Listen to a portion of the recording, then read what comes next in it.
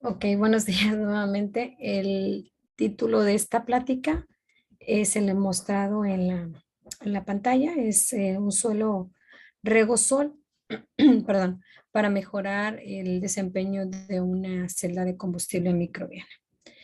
Es una breve presentación de los resultados obtenidos de un experimento realizado con un conjunto de celdas, partes del proyecto de investigación del doctorado en tecnología avanzada. El contenido de esta presentación, pues voy a darles una pequeña introducción al tema. Posteriormente les voy a mostrar qué materiales y qué métodos se siguieron para la realización de la experimentación. Por último, a través de unas gráficas, vamos a presentar los resultados y a discutirlos. Por último, una conclusión general de estos resultados y del trabajo realizado, que referencias, algunas de las referencias utilizadas en el desarrollo de esta investigación y por último los agradecimientos.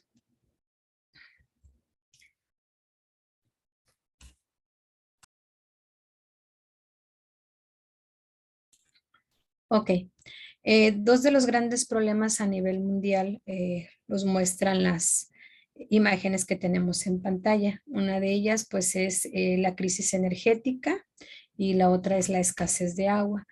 Eh, Han sido muchos los esfuerzos por parte de la comunidad científica para minimizar y coadyuvar en el desarrollo de proyectos de tecnología que ayuden a mejorar en estos dos ámbitos la situación actual. En la figura número 1 observamos algunos factores de desempeño para obtener la regulación climática, que se espera que se tenga que mejorar 1.5 grados centígrados para prevenir esta crisis energética mundial. Resalto los primeros dos que tienen que ver con la generación de electricidad, que se espera que en el 2030 sea requerida, y también pues la importancia de que cada vez se utilice un mayor porcentaje de energías limpias o renovables en esta generación.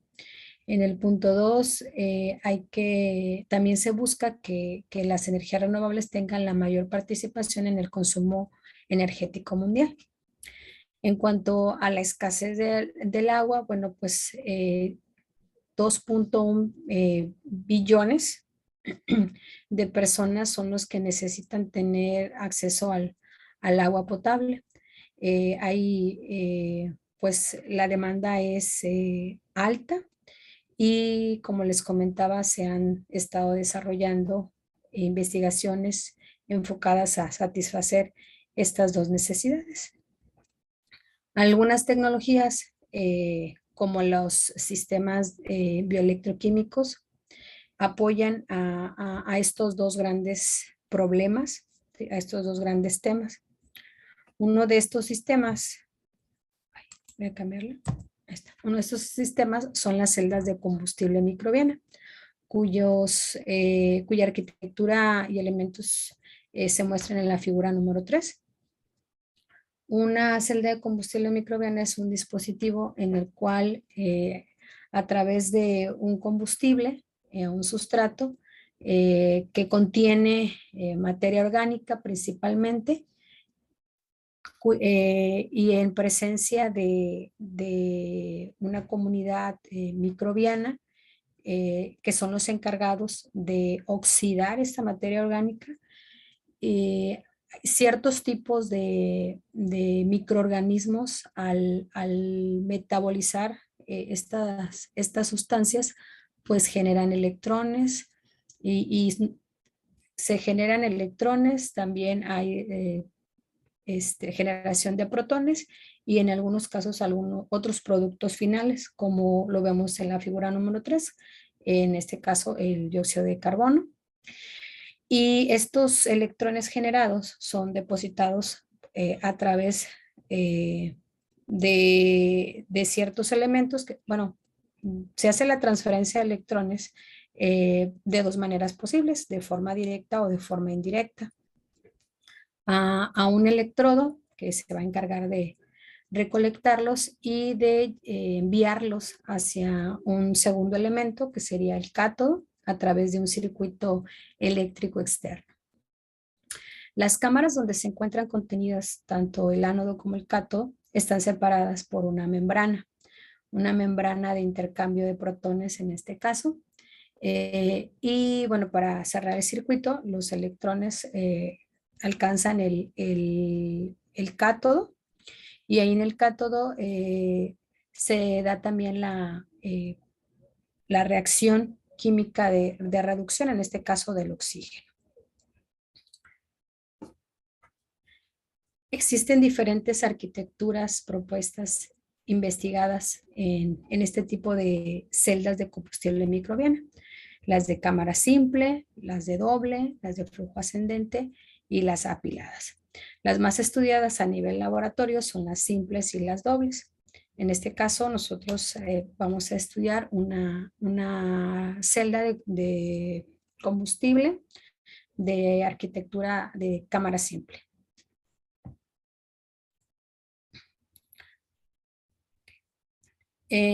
Son diferentes los grupos de microorganismos estudiados hasta el momento presentes en el sustrato.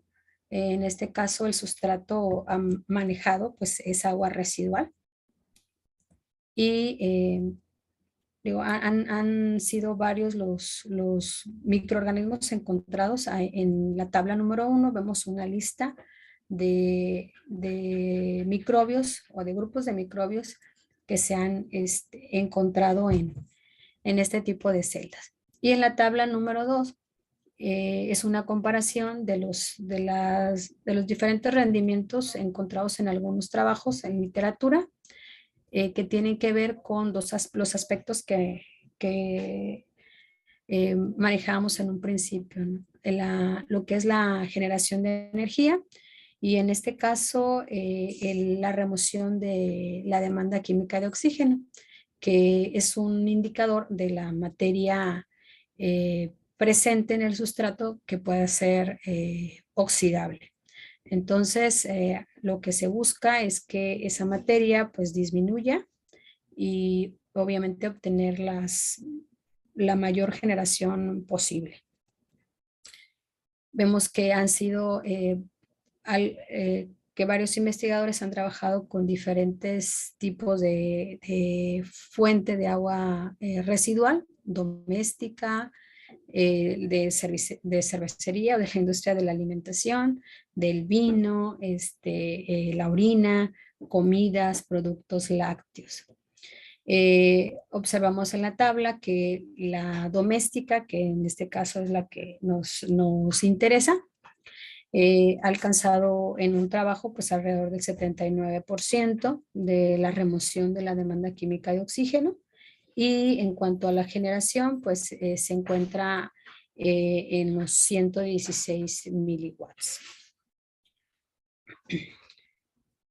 ¿Cuáles son los problemas que enfrenta este tipo de tecnología al momento de plantear si el rendimiento es adecuado o no para cubrir la necesidad, para en este caso obtener una generación de energía y un tratamiento de aguas residuales?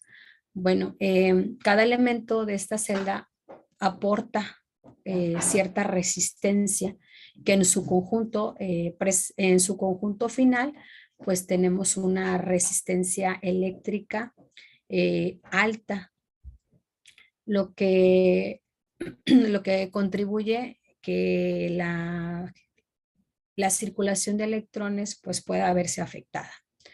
Han sido también diferentes los materiales que se han probado, tanto para el ánodo como para el cátodo, para las membranas. Hay materiales que son costosos en comparación de otros, entonces también algo que se busca o que se pretende en las investigaciones es disminuir los costos utilizados en la fabricación de este tipo de celdas. Eh, Otro también de los problemas que se han presentado, pues es entender bien los mecanismos de transferencia para lograr que los electrones sean depositados en el ánodo y que puedan fluir de una manera más fácil y ágil para lograr un nivel de corriente mucho mayor. Entonces, esos han sido los problemas. También, pues, de forma general, los valores son comparados por ejemplo, a otro tipo de tecnologías convencionales, están por debajo, aunque haya habido algunos experimentos, algunos trabajos en los cuales se ha logrado incrementar el nivel de salida utilizando el apilamiento de celdas y con eso lograr alimentar cargas de bajo consumo y seguir con el estudio, ¿no? Para mejorar este desempeño.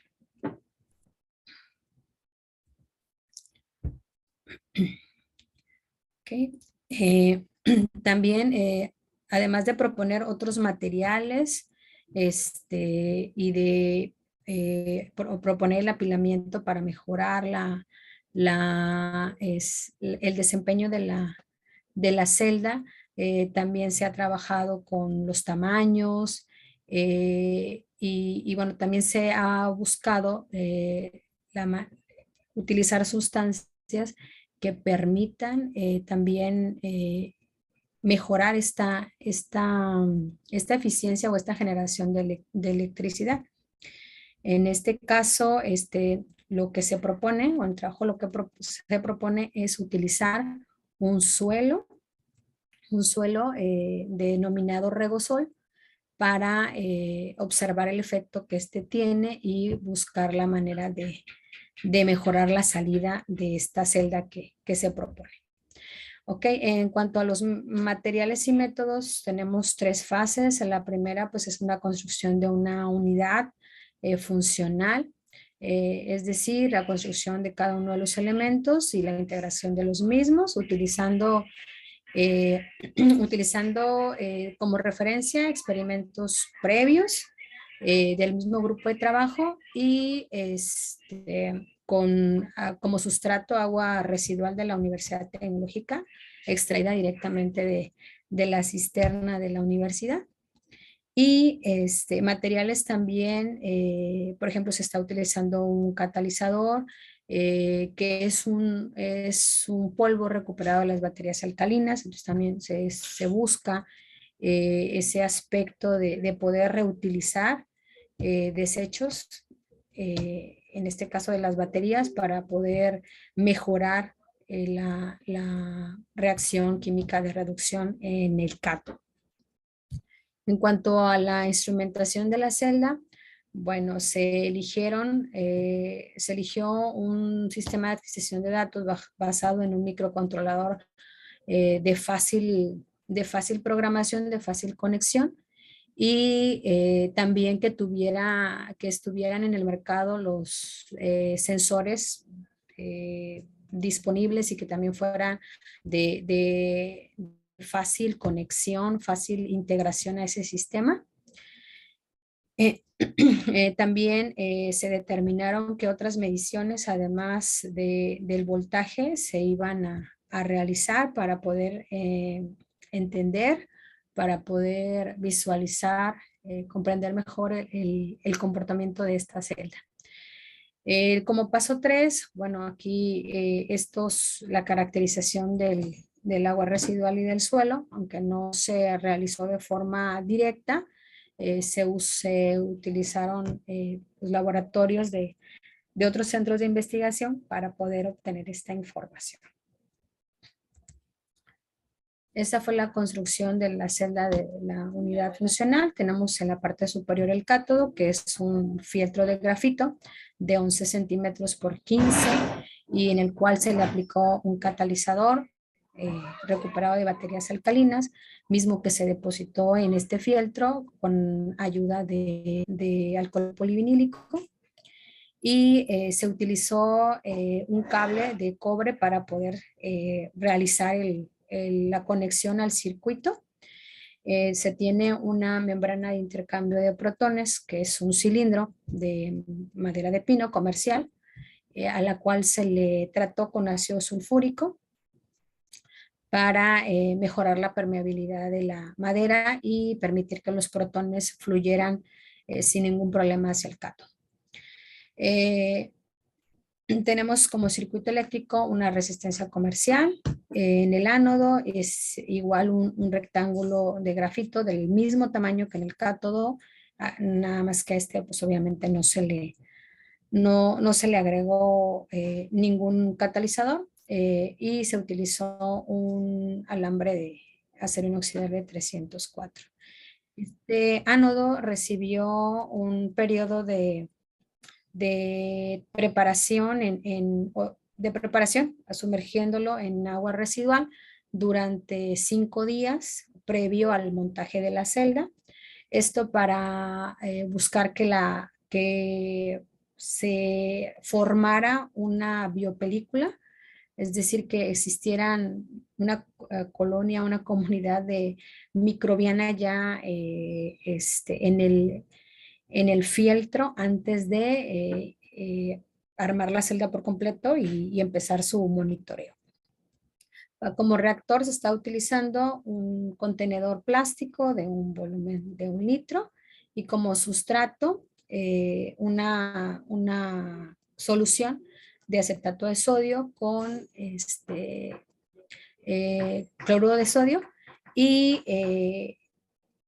se armaron 2 celdas. La número 1 no contenía el suelo propuesto y la otra contenía 10 gramos del mismo. Regosol se llama el suelo.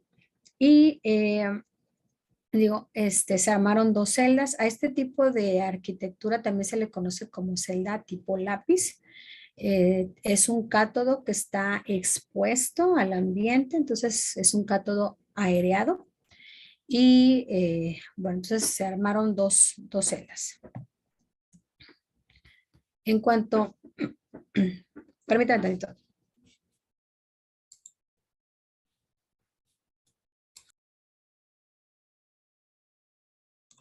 Perdón. En cuanto a la instrumentación de las celdas, las variables elegidas para ser monitoreadas, pues será la presencia de dióxido de carbono a través de este sensor. El dióxido de carbono era necesario hacer su monitoreo para confirmar la actividad metabólica en la cámara anódica, ¿verdad? O sea, que los microorganismos estuvieran digiriendo la materia orgánica y eso lo íbamos a confirmar con la presencia de CO2, porque es uno de los productos que se obtiene después de esta metabolización. Posteriormente también se midió la presión, ¿sí? La presión para confirmar la presencia de este gas, con la presión con este sensor. Y tenemos, estos sensores son de tipo, la salida ofrecida es de tipo analógica. Y para medir temperatura dentro de la celda, este sensor que tenemos por acá abajo, un tipo sonda sumergible, y este sensor, el DHT22, para la temperatura ambiente y la humedad relativa, para saber la dependencia o el efecto que tiene la temperatura. Ambos para conocer el efecto que tiene la temperatura dentro o sobre la generación de voltaje en este caso. Entonces tenemos los sensores de presión y de CO2, ofrecen una salida analógica, entonces van a ser conectados a las entradas analógicas de este microcontrolador y tenemos tanto la sonda de temperatura sumergible como el de humedad relativa y temperatura ambiente ofrecen salidas digitales, entonces las conectamos a las entradas digitales de este microcontrolador. Se utilizó como comunicación el puerto serie de esta tarjeta y se conectó a una computadora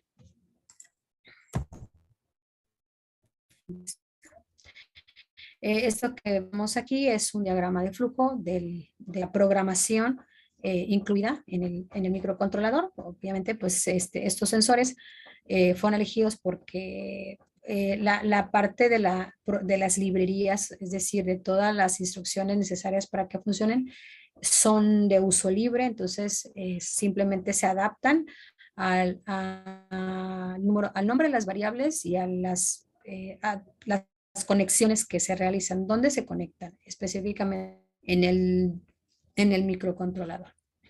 Se definen constantes y variables, que en este caso van a ser de tipo entero y de tipo flotante. Los sensores de presión y los de temperatura necesitan realizar una rutina para poder hacer como una especie de calibración calibración del sensor. También se realiza una configuración de la comunicación serial con la computadora y la parte de los pines utilizados como digitales para los sensores de temperatura y de temperatura dentro del reactor y la del ambiente. Se leen las variables y se imprimen y se les da un retardo de 10 minutos. Esto obviamente se realiza de forma continua. Este es el esquema la estructura de nuestro sistema completo. Tenemos el microcontrolador, tenemos una celda instrumentada y los datos se imprimen en pantalla y también se recolectan, a través de una hoja de cálculo con ayuda de esta macro para Excel. Ok, en cuanto a la caracterización, les comentaba que los análisis microbiológicos y del DRX y el EDS fueron realizados de forma externa. En el caso del análisis microbiológico, se envió una muestra de 500 mililitros del agua residual de la universidad y también 100 gramos del suelo que se estaba utilizando. Previo tratamiento, simplemente un secado y un cribado de partículas grandes. Para el laboratorio, bueno, para el XRD y el EDS se envió al Laboratorio Nacional de Nano y Biomateriales del CINVESTAB. Ahí nos solicitaron 100 gramos de tierra seca y el tipo de suelo se determinó basados en el material del INEGI y en el Atlas de Riesgos de la zona conurbana.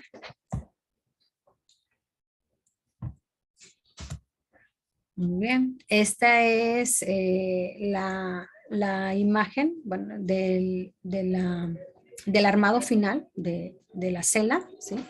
Las celdas se aislaron se aisló el reactor de la temperatura externa a través de un contenedor de unicel.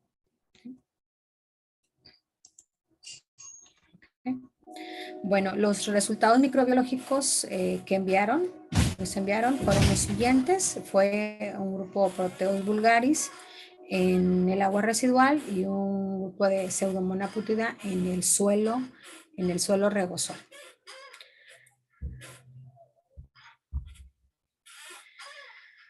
Estos son los resultados de la difracción de rayos X, ¿sí? Del suelo. Esas son las sustancias, los compuestos predominantes en la muestra enviada. Y aquí tenemos la composición atómica del suelo por la espectroscopía de energía dispersiva, donde observamos que tenemos la mayor cantidad de elementos, o la mayor cantidad de elementos es el oxígeno. Tenemos también, bueno, se tiene también silicio, el hierro, el cromo, el carbono y otros materiales.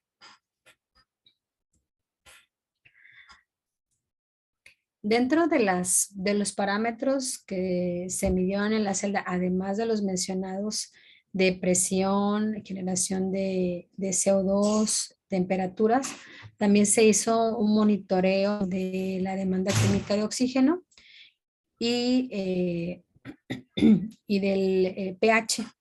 Estos se realizaron con equipo especial para ello. En este caso, para el CO2 con un fotómetro de la marca Hanna Instrument y en el caso de pH con un multiparamétrico de la marca Hatch. Se tomaron una muestra diaria de estos dos parámetros en las dos celdas y los resultados se presentan en la figura número 13. Estamos observando al inicio la figura número 13 de la demanda química de oxígeno, un valor inicial de CO2 que alrededor del día 6 alcanza su máximo y posteriormente va en decremento. La curva azul es la celda número 2, que fue la que contiene el suelo regosol.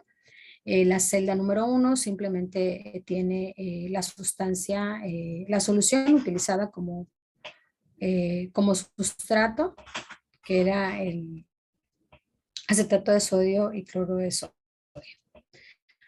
Okay, entonces, en los primeros 6 días es un incremento y posteriormente va en descenso. En cuanto al pH, vamos, la curva inicia con un valor entre 5 y 5.3. También observamos que en los valores de pH son mayores en la celda número 2, quiere decir que el suelo está aportando tanto un material susceptible de ser oxidado, en el caso del CO2, y está aportando alcalinidad, bueno, está aportando un poco de pH, está aportando un incremento de pH al sustrato. Y bueno, obviamente esto va a permitir mejorar el metabolismo de los grupos, o bueno, en este caso de los microorganismos presentes en el sustrato, debido al suelo y debido al agua residual que formó el biofilm en el ano. Esto es la temperatura y el voltaje, temperatura y voltaje, la temperatura ambiente en la celda número 2, que es la que tiene los 10 gramos de suelo. Esta es de principal interés porque es el efecto que buscamos analizar de la adición del suelo, ¿no? Cuánto mejora. Se observa una dependencia de la temperatura. Se obtienen valores máximos de 0.6 volts y en cuanto a los picos de temperatura se pueden observar, en los picos de temperatura se pueden observar algunos picos de voltaje. En cuanto a la temperatura ambiente, perdón, no, el azul y el rojo son las temperaturas. El azul y el rojo son las temperaturas. Tenemos el efecto de que, bueno, no afecta mucho el aislamiento, ¿no? O sea, sigue habiendo una tendencia igual la temperatura del exterior con la temperatura interna en el reactor. El color negro es el voltaje, ¿sí? Esta línea que se encuentra aquí, que es a 30 grados centígrados, es la temperatura a la que comúnmente es la temperatura de crecimiento de la pseudomonas, ¿sí? Que es la que está presente en el suelo. Y son muy similares las temperaturas, los rangos de temperatura entre los dos grupos entre los dos grupos de microorganismos. O sea, aquí por eso lo marqué aquí a 30 y podemos observar que cuando hay una temperatura mayor de 30 grados, los voltajes disminuyen, y cuando la temperatura se encuentra por debajo de ese rango se pueden observar picos de voltaje. O sea que comprobamos el efecto de la temperatura sobre la acción, sobre el desempeño del microorganismo.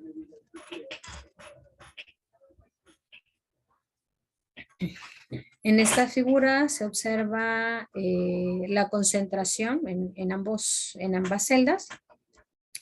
En la A, perdón, la concentración en las dos celdas, la de color negro es la número 1, la que no tiene suelo, y la azul, como observamos, tiene una mayor concentración. O sea que el añadir el suelo y añadir este grupo de bacterias, como lo es el Pseudomonas, pues aumenta la actividad metabólica dentro del reactor. Y por último tenemos el voltaje y la concentración para observar la dependencia o la relación que existen entre los dos para la celda número 2, que es la celda que tiene el suelo. Y pareciera que los primeros, bueno, se ve una ligera dependencia una relación directa entre el voltaje y el CO2, o sea, se está generando, se están metabolizando la materia, está oxidando la materia orgánica, se están generando electrones, los electrones son recolectados por el ánodo y hay una circulación de corriente en el circuito, en la celda, y por lo tanto hay un voltaje en el circuito eléctrico externo. Entonces aquí observamos que al menos en los primeros 2000 hay una dependencia, una relación muy directa entre la generación de CO2 y el voltaje producido.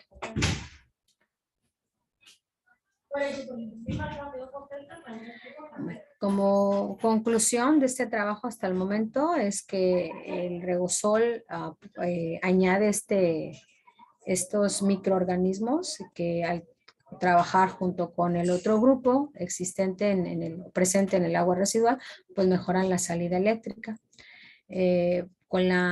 Con la generación de voltaje, con la concentración de CO2, pues se confirma que las reacciones químicas de oxidación y reducción existen tanto en el ánodo como en el cátodo, que los promedios o los máximos valores obtenidos en la celda número 2 pues son los 0.6 y los 0.6 volts y 1.2 miliamperes, cuando la temperatura máxima son 36 grados.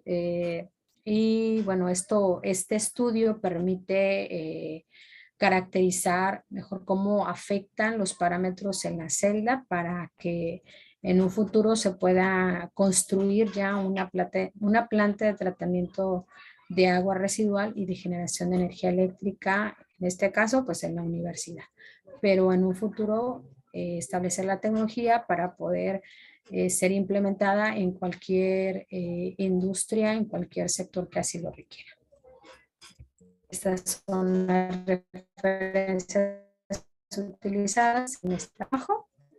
Y por último, un agradecimientos al Politécnico, Instituto Politécnico Nacional, al CICATA Unidad de Altamira, a este grupo de investigación, a la Universidad Tecnológica y a la carrera de mantenimiento industrial, donde actualmente soy profesora. Muchas gracias, maestra Marcela, por su ponencia. En este momento se abre la sesión de preguntas. No sé si alguien quiera participar y hacer alguna pregunta a la maestra.